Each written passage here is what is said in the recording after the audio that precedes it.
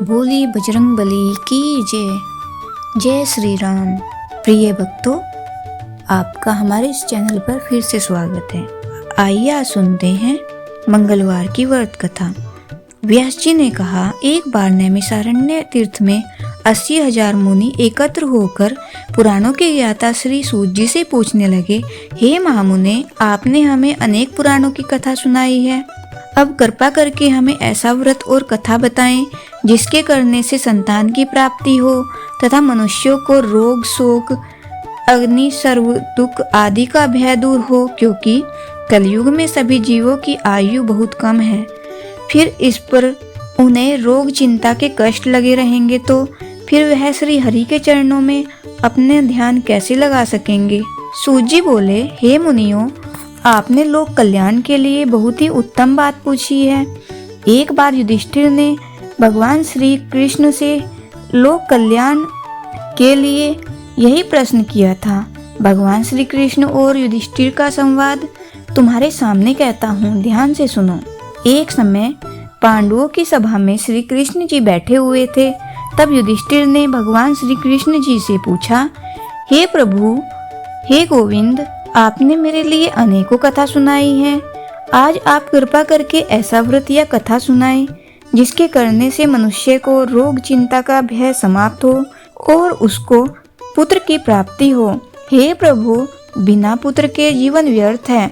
पुत्र के बिना मनुष्य नरकगामी होता है। पुत्र के बिना मनुष्य पितृ ऋण से छुटकारा नहीं पा सकता और न ही उसका पुनग नामक नरक से उद्धार हो सकता है। अतः पुत्रदायक व्रत बतलाएं। श्री कृष्ण भगवान बोले, हे राजन, मैं एक प्राचीन इतिहास सुनाता हूँ, आप इसे ध्यान पूर्वक सुनो। कुंडलपुर नामक एक नगर था। उसमें नंदा नाम का एक ब्राह्मण रहता था। भगवान की कृपा से उसके पास सब कुछ था, फिर भी वह दुखी था। इसका कारण यह था कि ब्राह्मण की स्त्री सुनंदा के कोई संतान नहीं थी। सुनंदा पतिव्रता थी, भक्ति पूर्वक श्री हनुमान जी की आराधना करती थी। मंगल के दिन व्रत करके अंत में भोजन बनाकर हनुमान जी का भोग लगाने के बाद स्वयं भोजन करती थी। एक बार मंगलवार के दिन ब्राह्मणी गृह कार्य की अधिकता के कारण हनुमान जी को भोग न लगा सकी, तो इस पर उसे बहुत दुख हुआ। उसने कुछ भी खाया नहीं और अपने मन में प्रण किया कि अब तो अगले मंगलवार को ही हनुमान जी को भोग लगाकर अन्न जल ग्रहण करूंगी। ब्राह्मणी सुनंदा प्रतिदिन भोजन बनाती, श्रद्धा पूर्वक पति को खिलाती, परंतु स्वयं भोजन नहीं करती और मन ही मन श्री हनुमान जी की आराधना करती।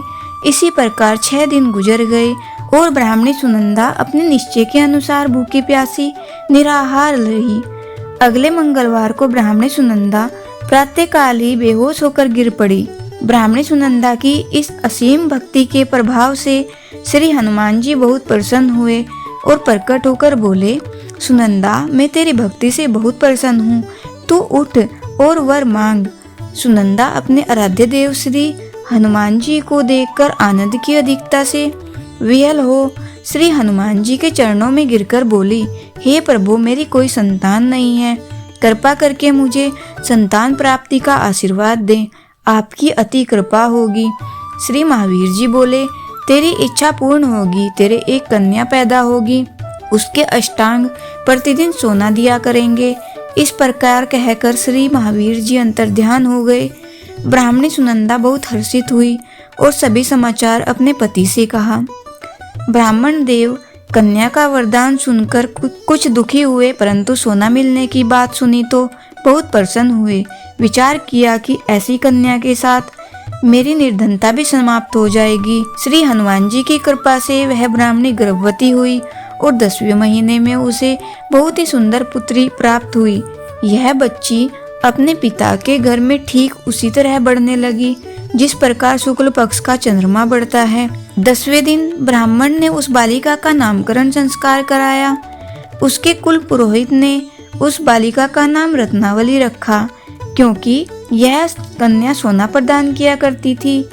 इस कारण इस कन्या ने पूर्व जन्म में बड़े ही विधि विधान से मंगलदेव का व्रत किया था। रत्नावली का अष्टांग बहुत सा सोना देता था उस सोने से नंदा ब्राह्मण बहुत ही धनवान हो गया। अब ब्राह्मणी भी बहुत अभिमान करने लगी। समय बीतता रहा। अब रत्नावली 10 वर्ष की हो चुकी थी।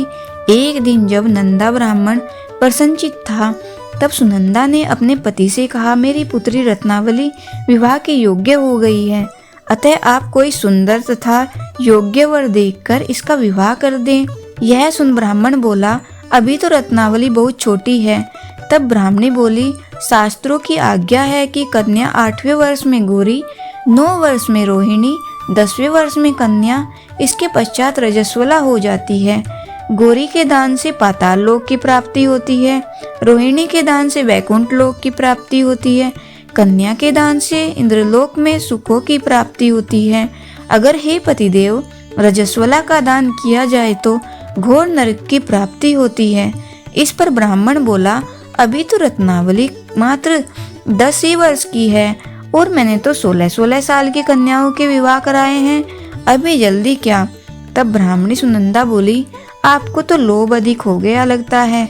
शास्त्रों में कहा गया है कि माता पिता बड़ा भाई रजस्वला कन्या को देखते हैं तो यह अवश्य ही नरकगामी होते हैं।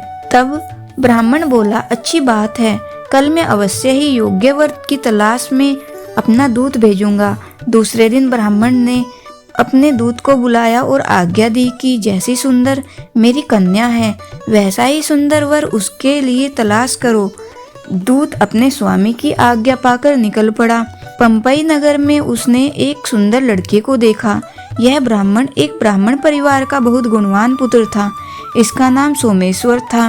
दूत ने इस सुंदर व गुणवान ब्राह्मण पुत्र के बारे में अपने स्वामी को पूर्ण विवरण दिया।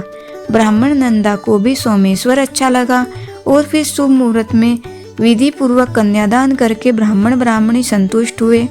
परंतु ब्राह्मण के मन में तो लोभ समाया हुआ था। उसने कन्यादान तो कर दिया था, पर वह बहुत खिन्न भी था। उसने विचार किया कि रत्नावली तो अब चली जाएगी और मुझे इससे जो सोना मिलता था वह अब मिलेगा नहीं। मेरे पास जो धन था कुछ तो इसके विवाह में खर्च हो गया और जो शेष बचा था वह भी कुछ दिनों के पश्चात समाप्त हो जाएगा।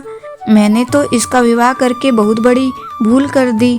अब कोई ऐसा उपाय हो कि रत्नावली मेरे घर में ही बनी रहे, अपनी ससुराल ना जाए।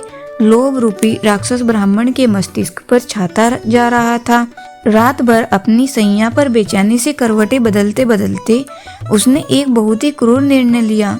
उसने विचार किया कि जब रत्नावली को लेकर उसका पति सोमेश्वर अपने घर के लिए जाएगा तो मार्ग में छिपकर सोमेश्वर का वध कर देगा और अपनी लड़की को अपने घर ले आएगा, जिससे नियमित रूप से उसे सोना भी मिलता रहेगा और समाज का कोई मनुष्य उसे दोष भी नहीं दे सकेगा। प्रातःकाल हुआ। नंदा और सुनंदा ने अपने जमाई और लड़की को बहुत सारा धन देकर विदा किया। सोमेश्वर अपनी पत्नी रत्नावली को लेकर ससुराल से अपने घर की तरफ चल दिया।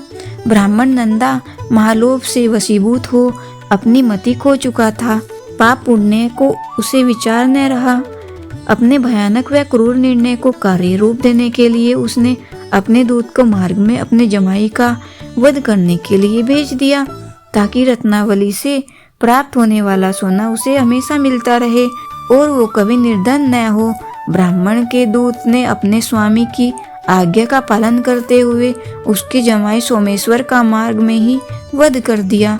समाचार प्राप्त कर ब्राह्मण नंदा मार्ग में पहुंचा और रुदन करती हुई पुत्री रत्नावली से बोला, हे पुत्री, मार्ग में लुटेरों ने तेरे पति का वध कर दिया है। भगवान की इच्छा के आगे किसी का कोई वश नहीं चलता है। अब तू घर चल, वहां पर ही रहकर शेष जीवन व्यतीत करना। जो भाग्य में लिखा है वही होगा। अपने पति की अकाल मृत्यु से रत्नावली बहुत दुखी हुई। करुण क्रंदन व रुदन करते हुए अपने पति से बोली, हे पिताजी, इस संसार में जिस स्त्री का पति नहीं है उसका जीना व्यर्थ है। मैं अपने पति के साथ ही अपने शरीर को जला दूंगी और सती होकर अपने इस जन्म को, माता पिता के नाम को तथा सास ससुर के यश को सार्थक करूंगी।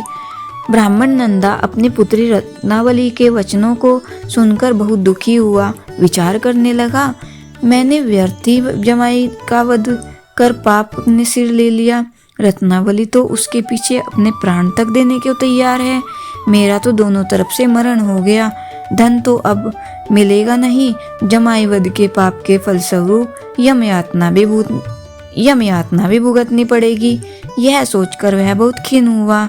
सोमेश्वर की चिता बनाई गई। रत्नावली सती होने की इच्छा से अपने पति का सिर अपनी गोद में रखकर चिता पर बैठ गई। जैसे ही सोमेश्वर की चिता को अग्नि लगाई गई, वैसे ही प्रसन्न हो मंगल देव वहां प्रकट हुए और बोले, हे रत्नावली, मैं तेरी पति भक्ति से बहुत प्रसन्न हूँ, तू वर मांग। रत्नावली ने अपने पति का जीवन दान मांगा। तब मंगलदेव बोले, रत्नावली, तेरा पति अजर अमर है, यह महाविद्वान भी होगा और इसके अतिरिक्त तेरी जो इच्छा हो वर मांग। तब रत्नावली बोली, हे ग्रह के स्वामी, यदि आप मुझ पर प्रसन्न हैं तो मुझे यह वरदान दीजिए कि जो भी मनुष्य मंगलवार के दिन प्रातःकाल लाल पुष्प लाल चंदन से पूजा करके आपका स्मरण करके आपको रोग व्याधि न हो, उसको रोग व्याधि न हो, स्वजनों का कभी वियोग न हो, सर्प अग्नि तथा शत्रुओं का भय न हो। जो स्त्री मंगलवार का व्रत करे वह कभी विधवा न हो। मंगलदेव तथास्तु कहकर अंतर्ध्यान हो गए। सोमेश्वर मंगलदेव की कृपा से जीवित हो उठा। रत्नावली अपने पति को पुनः प्राप्त कर बहुत प्रसन्न हुई और मंगलदेव का व्रत प्रत्येक मंगलवार को करके व्रतराज और मंगलदेव की कृपा से इस लोक में सुख ऐश्वर्य को भोगते हुए अंत में अपने पति के साथ स्वर्ग लोक को गई। श्री हनुमान जी की आरती। आरती कीजिए हनुमान लला की, दुष्ट दलन रघुनाथ कला की। जाके बल से गिरवर कांपे, रोग दोष जाके निकट न झाके। अंजनी पुत्र महाबलदाई, संतन के प्रभु सदा सहाय। देवीरा रघुनाथ पठाए, लंका जारी सिया सुधिलाए। लंका सुकोट समुद्र सिखाई, जात पवन सुत बार न लाई। लंका जारी असुर संहारे, सीता राम जी के काज सवारे। लक्ष्मण मूर्छित पड़े सकारे, आनी संजीवन प्राण उबारे। पेटी पाताल तो ही जमकारे, अहि रावण की भुजा उखारे। बाएं भुजा असुर दल मारे, दाएं भुजा संत जन तारे। सुर नर मुनि जन आरती उतारे, जय जय जय हनुमान उचारे। कंचन थार कपूर की बाती, आरती करत अंजना माई।